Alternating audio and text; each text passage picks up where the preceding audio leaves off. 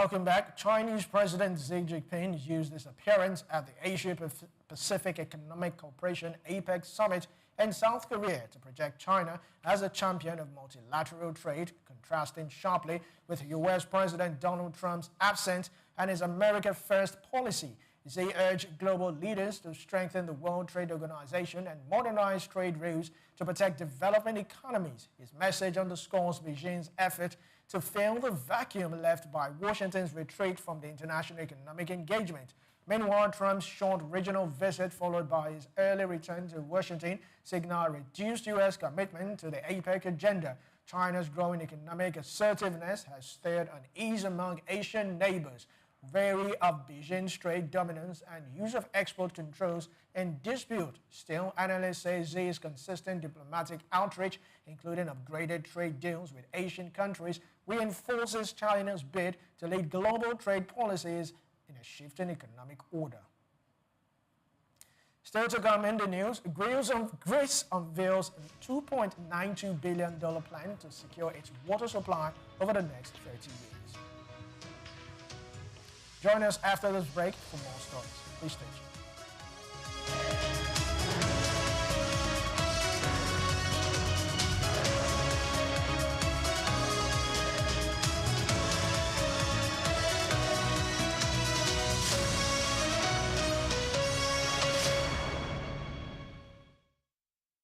Lateef Jakande. Born Lateef Kayode Jakande in the Ekpetedo area of Lagos Island, Lagos State on July 1929. He studied at the Lagos Public School at Enowa, Lagos Island, then at Bonham Memorial Methodist School, Port Harcourt, King's College, enrolled at Ilesha Grammar School, where he edited a literary paper called The Quarterly Mirror. Jakande began a career in journalism in 1949 with the Daily Service and joined the Nigerian Tribune in 1953. The owner, Chief Obafemi Awolowo, appointed Jakande editor-in-chief of the Tribune in 1956. Jakande established John West Publications in 1975 after leaving Tribune and began to publish the Lagos News. He served as the first president of the Newspaper Proprietors Association of Nigeria, NPAN. Jakande ran for election as executive governor of Lagos State in 1979 on the Unity Party of Nigeria platform.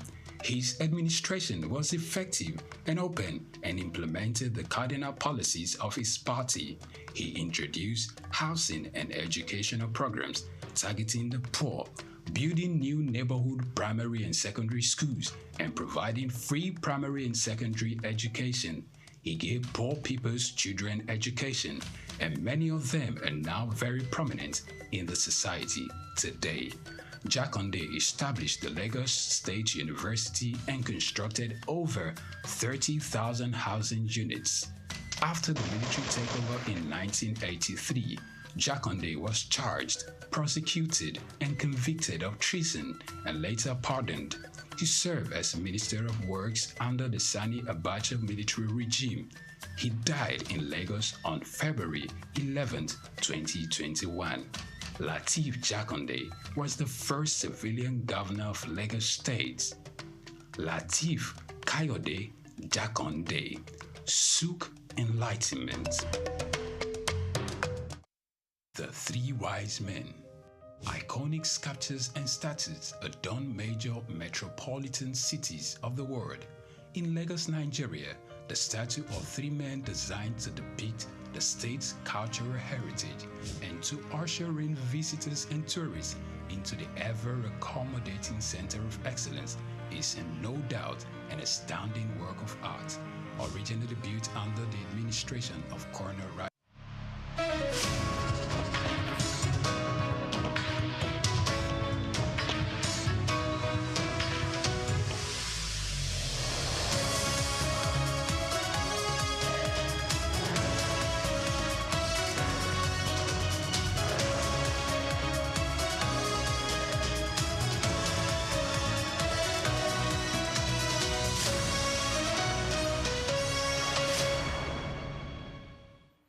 Welcome back to the World News. Now, the United States has cancelled a planned summit in Budapest between Donald Trump and Russian President Vladimir Putin, the Financial Times reported on Friday. The decision followed Russia's uncompromising position on hardline demands related to ongoing conflict in Ukraine. Now, according to the report, the cancellation came after a tense call between top U.S. and Russian diplomats, with sources saying Washington viewed Moscow's stance as a major setback in diplomatic effort. The now scrapped meeting was seen as a potential opening to ease tensions between the two nations. The report underscores growing frictions between Washington and Moscow, particularly over Ukraine, where peace talks have remained elusive despite international efforts. Greece has unveiled a $2.92 billion plan to secure its water supply over the next 30 years as the country grapples with intensifying drought and mounting pressure on its limited water resources. Environment Minister Theodoros Skylakis announced that initiative on Thursday, noting that the long-term investment will target infrastructure upgrades, irrigation, modernization, and better water management systems. The country, located on Europe's warmest southern tip, consumes about 10 billion cubic meters of water annually. However, in recent years, it has experienced rising, increasingly harsh summers and usually dry winters, trends scientists attribute to rapid climate change. Now, these shifts have placed additional strain on agriculture, tourism, and household consumption, all heavily reliant on stable water access. As part of the plan, the government aims to enhance sustainability through improved efficiency and public awareness campaigns. Officials warn that without decisive action, Greece could face chronic water shortages in the coming decades, threatening both economic stability and public health.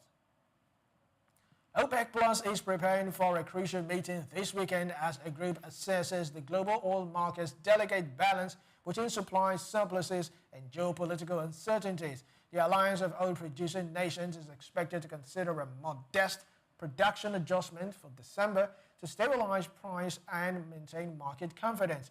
The meeting comes at a time when fluctuating global demand and sanction pressures and regional production increases are testing the group's ability to sustain price equilibrium. Analysts suggest OPEC Plus may opt for a cautious output strategy to prevent volatility while ensuring steady revenue for member nations. Observers note that maintaining cooperation among major producers remains vital to safeguarding global energy stability. Any decision from the upcoming talks will shape the direction of oil prices heading to 2026 and influence fiscal planning across energy-dependent economies.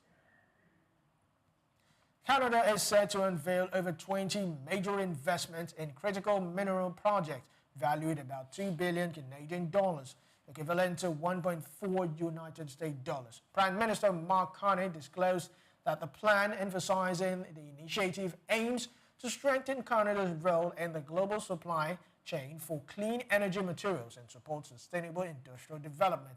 The official announcement will take place at the group's of 7 energy ministers meeting in Toronto, where participating nations are expected to discuss collaborative measures for energy transition and resource security.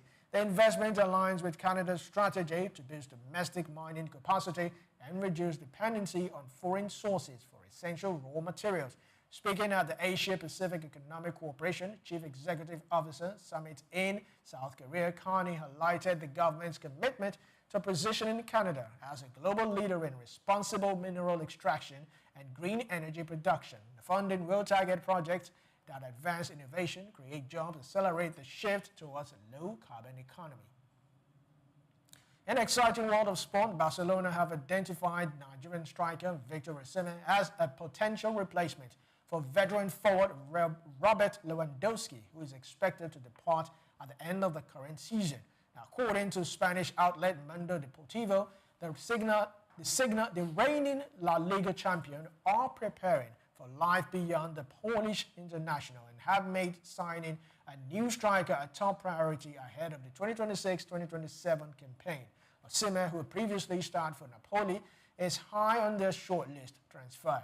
Expert Fabrizio Romano also confirmed that Barcelona is actively monitoring the market for future attacking options, with Osimhen emerging as a leading candidate in their long-term planning. Still in sport, Real Madrid and promoters of the defunct European Super League are demanding over $4 billion in damages from UEFA, accusing the governing body of sabotaging the breakaway competition, a source told AFPP on Thursday. The claim follows a recent ruling by a Spanish court that rejected UEFA's appeal against the Super League, the controversial project launched in 2021 by 12 top European clubs, collapsed within days amid widespread fan protests and threats of sanctions from UEFA and FIFA. In a major legal win last year, the European Court of Justice declared UEFA's opposition to Super League unlawful, stating it violated European competition laws. That's a wrap for the news, but before we go, here's a recap of today's top stories. Budget report says 30 Nigerian states remain heavily dependent on federal allocations to fund their operations. Manufacturers Association of Nigeria cries over unsold inventory to the tune of 1.04 trillion naira in the first half of 2025. Central Bank of Botswana raises main interest rate by 160 basis points to 3.5% in response to tightening liquidity. Donald Trump cancels planned summit with Vladimir Putin over Russia's uncompromising position in Ukraine war. And in sport news, Barcelona eyes striker Victor Osimhen as a potential replacement for veteran forward Robert Lewandowski. Many thanks for joining us. Do follow us on all our social media platforms at SOUQNews TV. I am Olumide Shoba. Enjoy the rest of the day.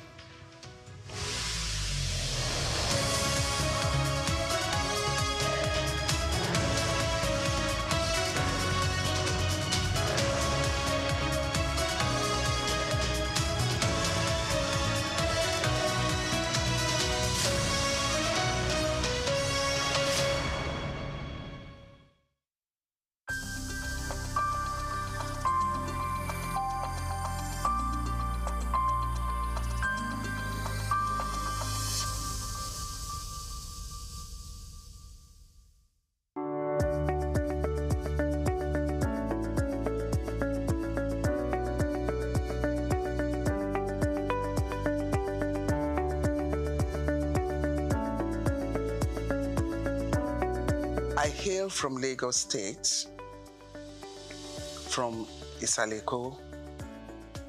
My father hailed from the Olumegbo family. I attended my primary, secondary education in Ibadan at the time because my mother was there.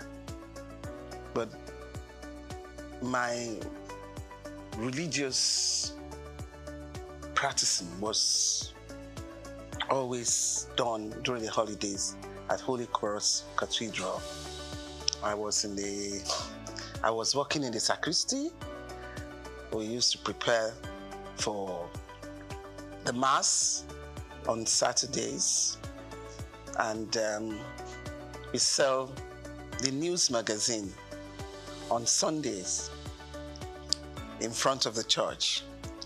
And I remembered fondly that we used to tease the man called Sunday Boku Boku at that time, and he used to run to chase us and throw stones at, how dare you call me Sunday Boku Boku.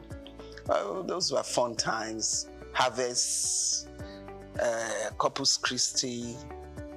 And I was born, raised, baptized, confirmed, married in the Catholic Church. But I got married to Engineer Larry Phillips, who is an Anglican. And I believe that in togetherness of family, it's best we all do things together. So I moved over with him against the doctrine of Catholic Church to the Anglican Church at Marina, where his family belongs and worships. I attended St. Luke's Demonstration School, We used to climb the mango trees, and there was a mixed school. We used to play at during break time. And in my secondary school, it was a Catholic school. And it's for you to be prim and prudish in life, and set you on as a lady. And I got some finesse from there too. And but the most interesting one, and the most that I can call a radical one, was my HSC in Olivet. I mean, we tried all sorts there, but it was fun and highly educative too. Sportsmanship was there, and from there I proceeded abroad for my accountancy.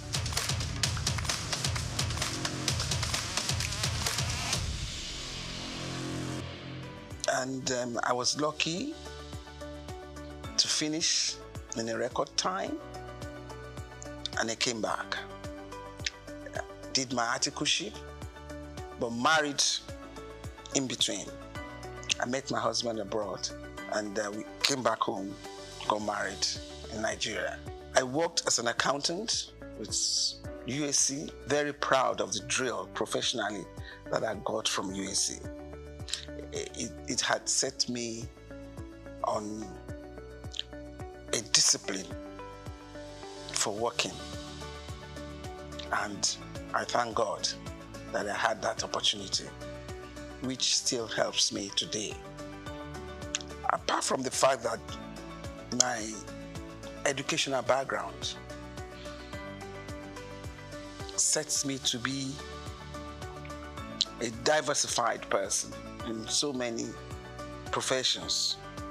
And as an accountant, accountancy is the best of all, is the creme de la creme, and I've been able to fulfill my professional exposure in every species of responsibilities that I had opportunity to take upon me. And from USC, I proceeded to work for the bank. I went to politics. I became a commissioner in Lagos State, served with the present president of Nigeria. And you know how Lagos is. Lagos is like a country to other states. We went through governance. My team, as you can see, I have some of my colleagues in Abuja now. I have Honorable Minister Wali Edun. I have Honorable Minister Dele Alake. I have Honorable Minister Yemi Cardozo, and so forth. And I served in the bank as a director in Keystone. I've been a chairman of so many committees, you can say that again, in different aspects of life, professional, political, social, and currently I'm now the chairman of SOUQ Insurance PLC.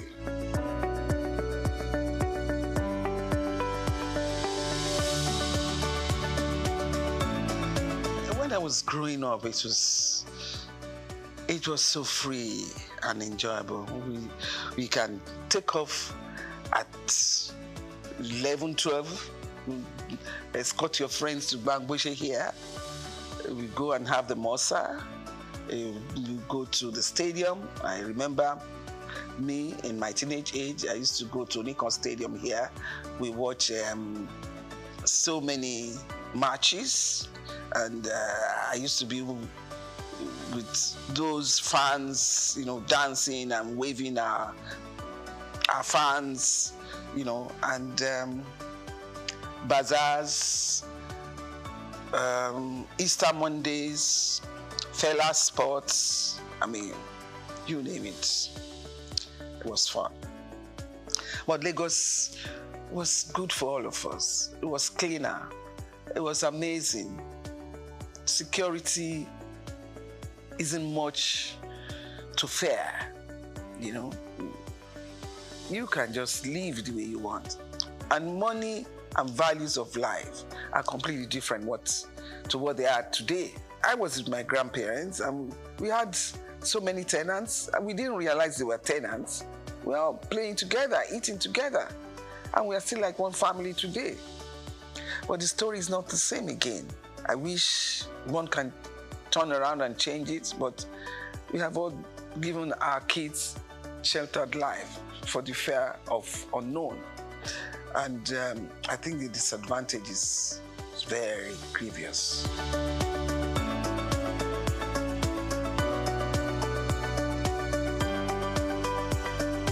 I think first and foremost, God gave me the chance, the opportunities to pass through that in the journey of life.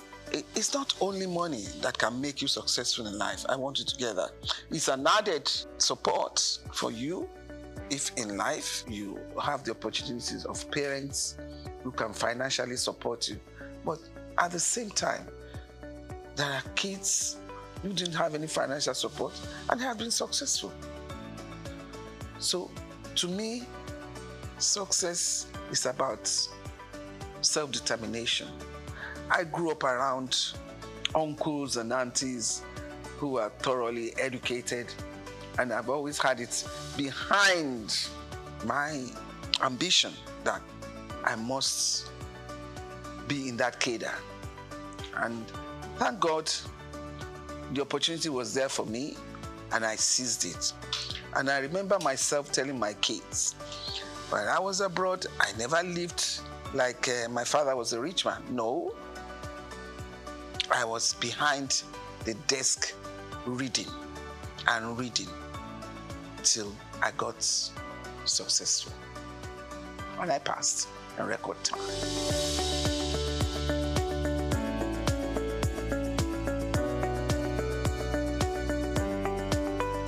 First and foremost, I think I'm a people's person. Secondly, my educational background. Thirdly, my pedigree. And you can't be a Lagos person and don't have a bit of intelligence about how you can maneuver yourself, even in the midst of challenges. And I can tell you that boardroom politics, especially when you're a woman, is tough. But when you manage those that you sit around with, eventually, when they see that you're there to work, it has no business and basis for any other thing. I've had issues on boards because I'm female, and I put my foot down. It is the work we are doing. There is no gender sensitivity in this issue. Even in my early days as an accountant, when I head the accounting department, it was even tough at that level because the young accounting clerks, some of them can be daring to say, how can you talk to me like that? How can you make it? And I'll say, please, what do you mean? We need to get this target work done. So it's the work that is talking. That's not to do with whether I'm a man or a woman. So I will like the idea of gender reasonableness to be better played. At least for now, we are